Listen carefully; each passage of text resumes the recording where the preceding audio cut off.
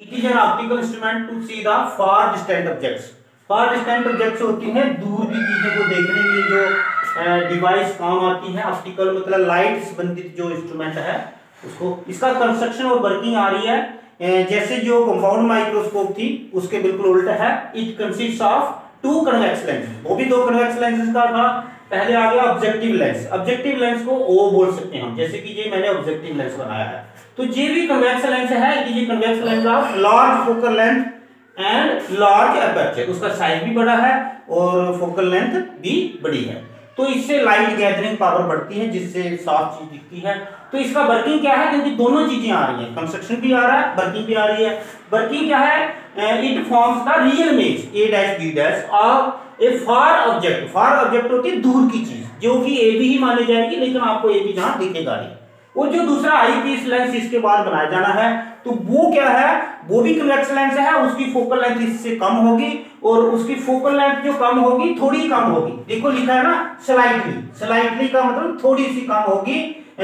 और वो उसका काम क्या है, it forms virtual image A double dash B double dash, किसका, ए डैश बी डैश का। तो आइए हम ये कन्वेक्स लेंस बनाया है जहां से सबसे पहले एक तो प्रिंसिपल एक्सिस, ये जो लाइन है, ये जो प्रिंसिपल एक्सिस है इसको हम जहां पे लिख सकते हैं प्रिंसिपल एक्सिस। ये लाइन सेंटर से जो जाती है बैंड नहीं होती है, सीधे आगे चली जाती है। और जहां पे ऑब्जेक्ट जो दूर की चीज हो उसकी रेज जो है वो पैरेलल आती है, ये ध्यान से दिखा दो। और जो एंगल है उसका वो कैसे बनाना है, ये मैं स्केल रखी है ऐसे करके। आप जितना एंगल छोटा होगा इतनी ही जो इमेज है वो बहुत बड़ी बनेगी। ये जो आपको दिख रहा है, ये देखिए जहां से जो मैं एंगल बिल्कुल छोटा रख रहा हूं एंगल, तो ये जो लाइट है ये पैरेलल आएगी। लेकिन जो सेंटर से लाइट, किसी भी सेंटर ऑफ कर्वेचर से लाइट जाती है वो बेंड नहीं होती, वो आगे ले जानी है आपने, कहां तक ले जाते हैं वो तो आपकी कॉपी के साइज के ऊपर डिपेंड करता है। ये एक रे, कम से कम आपने मिनिमम 2 रेज ड्रा करनी होती है।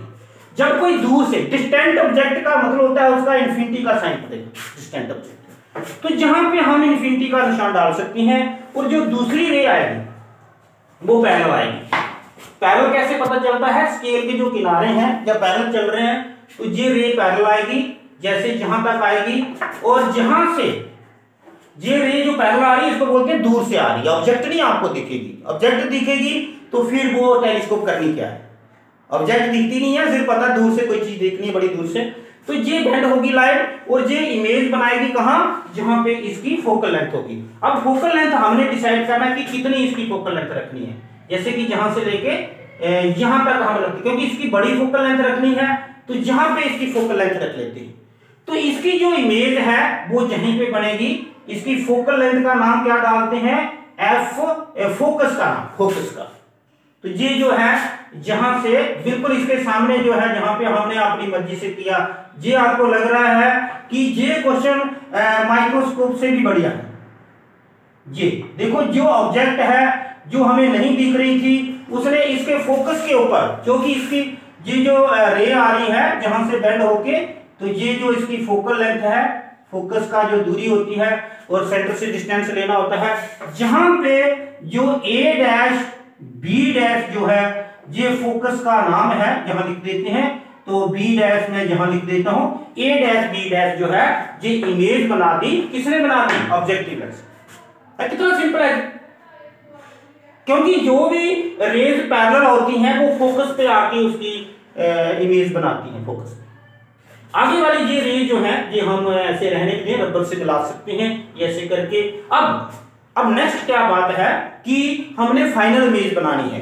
उसी फाइनल इमेज ने क्या करना है, डिसाइड करना है कि आई पीस लेंस कहां रखना है। वो जो सेंटर वाली लाइन है वो पहले ड्रा करेंगे, वो बताएगी कि लेंस कहां रखना है अगला, और बाकी क्या बताएगी कि उसका पैरेलल लाइन जो है वो उसका बताएगी फोकस कहां आएगा। फोकस बिल्कुल इसके पास ही आएगा क्योंकि थोड़ा ही फर्क होता है, लेकिन उसका फोकस कम आएगा।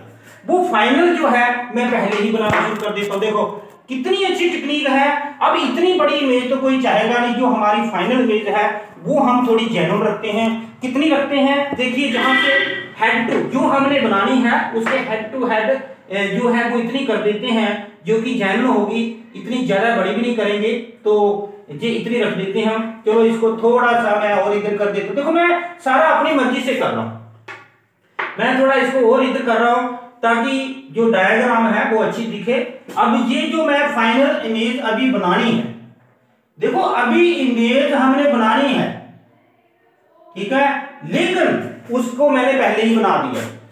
ये इमेज फाइनल है, ये खुद डिसाइड करेगी नेक्स्ट लेंस जो आई पीस लेंस है वो कहां रखना है। तो देखो कैसे डिसाइड करेगी, देखो इसने ऐसे डिसाइड करना है। इन दोनों के हेड मिलाओ आपस में, थोड़ा सा इसको और कम कर लेते हैं। ये देखो यही तो टेक्निक है। तो ये दोनों के हेड जब मिलाओगे ऐसे करके, तो यहां पे ऐसे लाइन ले जाओ, तो ये इसने बता दिया कि नेक्स्ट जो है वो दूसरा लेंस यहां रखेंगे। ये बड़ी बात ध्यान में रखनी है। जो मैंने फाइनल इमेज के हेड को और पहली वाली इमेज के हेड को आपस में जैसे ही लिंक जोड़ा और सीधी लाइन आगे ले गए, तो उसने बताया कि अगला लेंस हमारा जहां होगा और उसका साइज भी कम रखना है और फोकल लेंथ भी कम रखनी है। ये इसकी फोकल लेंथ इतनी बड़ी है, उसकी इतनी सी रखेंगे, लेकिन उसकी फोकस के अंदर ये ऑब्जेक्ट आनी चाहिए, इसका फोकस उसके अंदर आ जाना चाहिए। तो नेचुरली क्या करेंगे, ये जो लाइन है सेंटर वाली ये बेंड नहीं होती। ये उस लेंस के लिए जो लेंस अभी हमने बनाना है, और आपके सामने मैं ये बना रहा हूं, देखो ऐसे। अब हम कंपास का इस्तेमाल नहीं करेंगे, और इसका देखो मैंने साइज भी छोटा रखा, पहले वाला लेंस बड़ा था और ये वाला लेंस छोटा है। तो इसको कौन सा लेंस बोला बेटा, इसको आई पीस लेंस बोला है, और इसके सेंटर का नाम C2, ठीक है। अब जो इसका फोकस है वो पॉइंट इसके पॉइंट को क्रॉस करना चाहिए, लेकिन जहां रखना है वो भी यही डिसाइड करेगा। कैसे, इसके हेड को आगे ले जाते हैं पैरेलल, ये वाली पहले वाली लाइन को जहां बिठा देते हैं, और जहां से एक रे पैरेलल लेनी होती है। आपको पता है ये इस वक्त A' B' ऑब्जेक्ट का काम कर रहा है, वहां से एक लाइन हमने सेंटर से लेनी होती है, दूसरी parallel.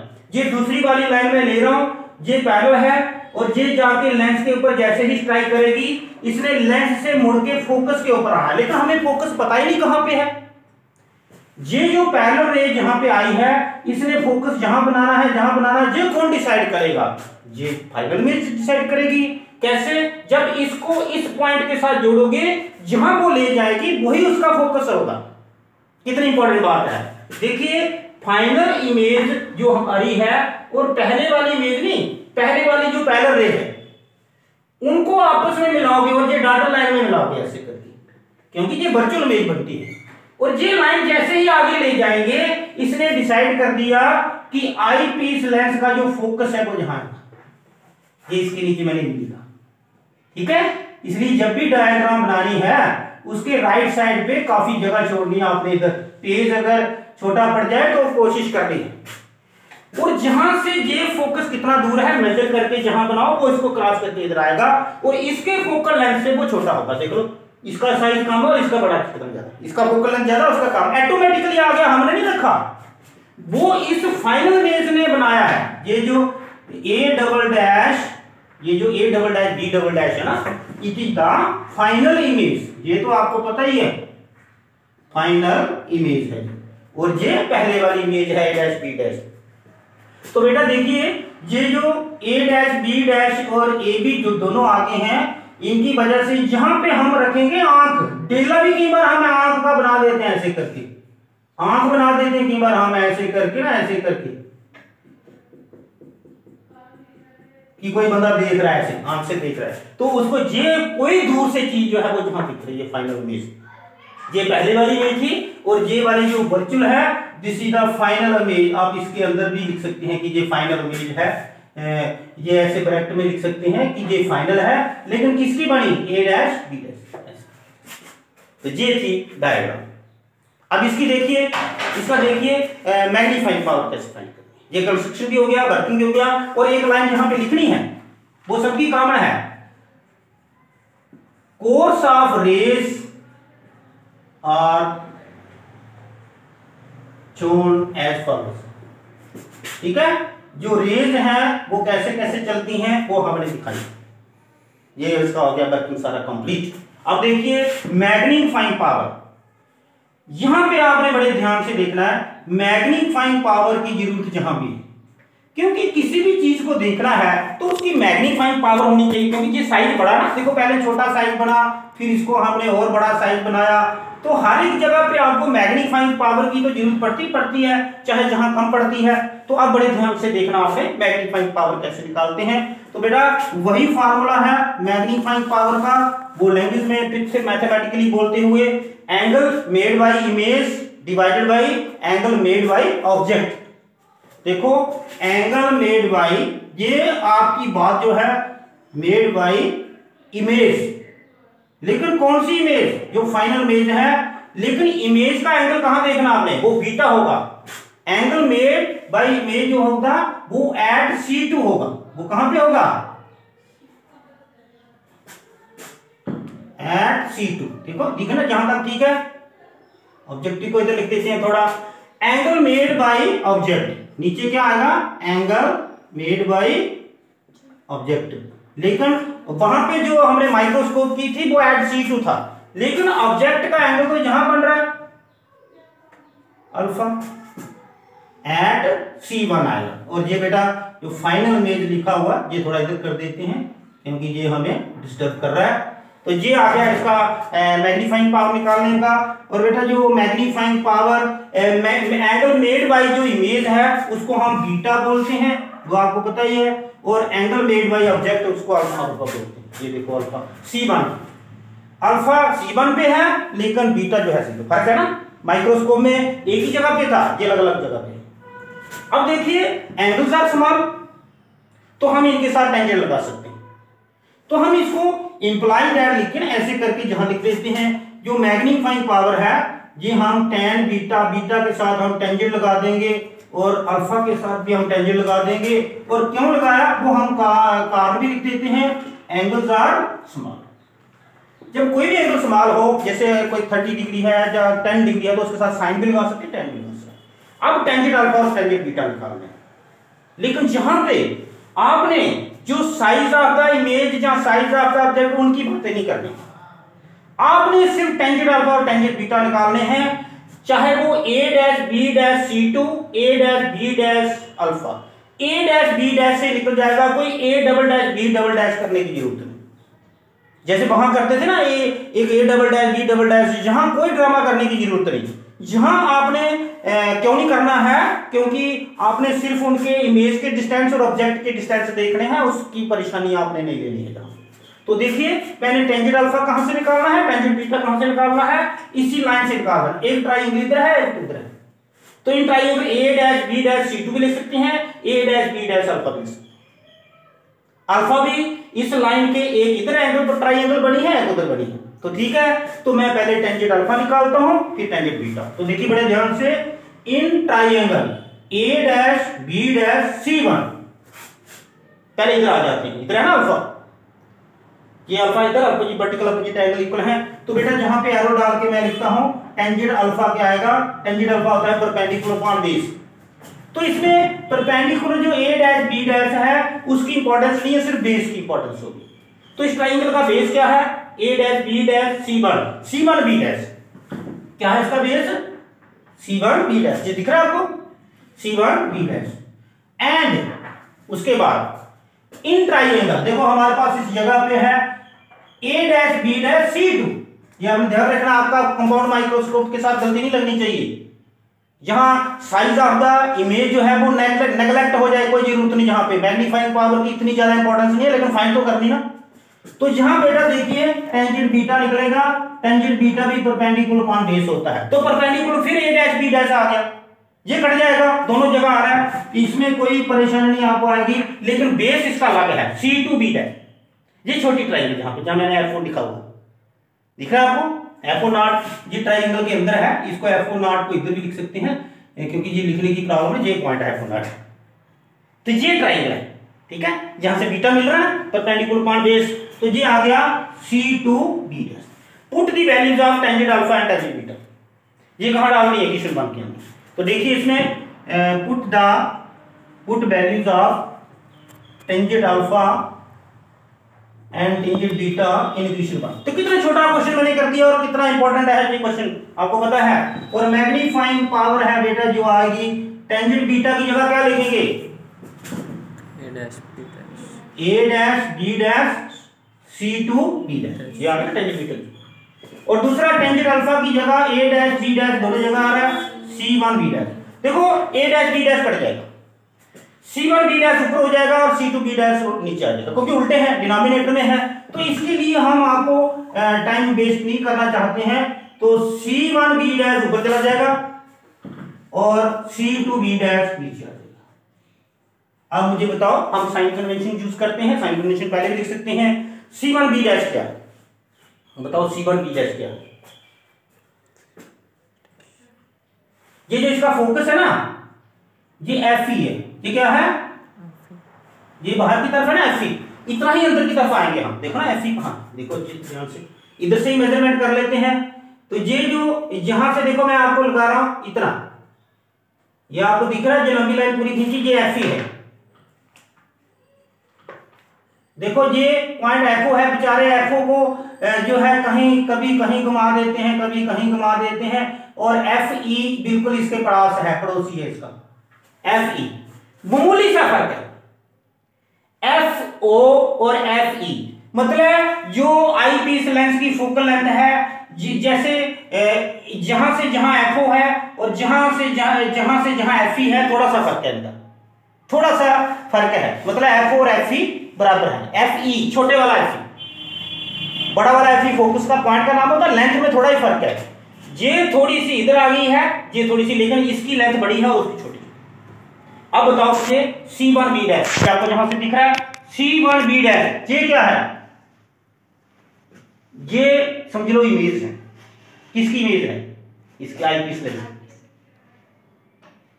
C1 B dash, C1 B dash. और दूसरा क्या है C2 B dash, C2 B dash, नहीं C2 B डैश इमेज है, सॉरी, क्योंकि जो लेंस से जहां से दूर है ना, C2 B डैश नहीं, ये ऑब्जेक्ट है sir, okay okay.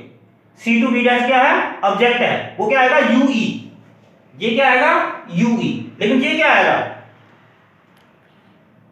C1 B dash, C1 B dash, C1 B dash, ये क्या है? पहले वाली का जो फोकल लेंथ है ये BO है, ऑब्जेक्टिव लेंस का ना, उसकी इमेज है ना, ऑब्जेक्टिव लेंस की जो इमेज है A डैश B डैश, और आई पीस लेंस का वो ऑब्जेक्ट।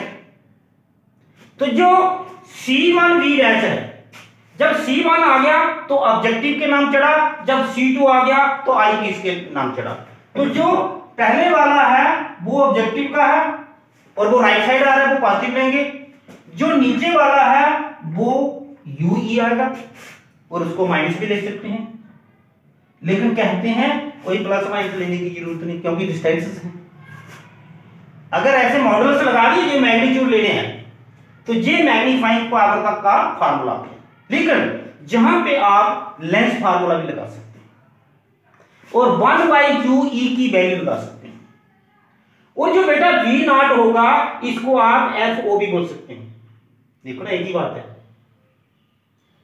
फोकल लेंथ जो V0 है इसको आप फोकल लेंथ भी लिख सकते हैं, वो भी पॉजिटिव आएगी, और -UE सबको मॉडल्स के अंदर रखो, और ये सामने दिख रहा है बिकॉज V0 और F0 एक ही चीज है, फोकल लेंथ।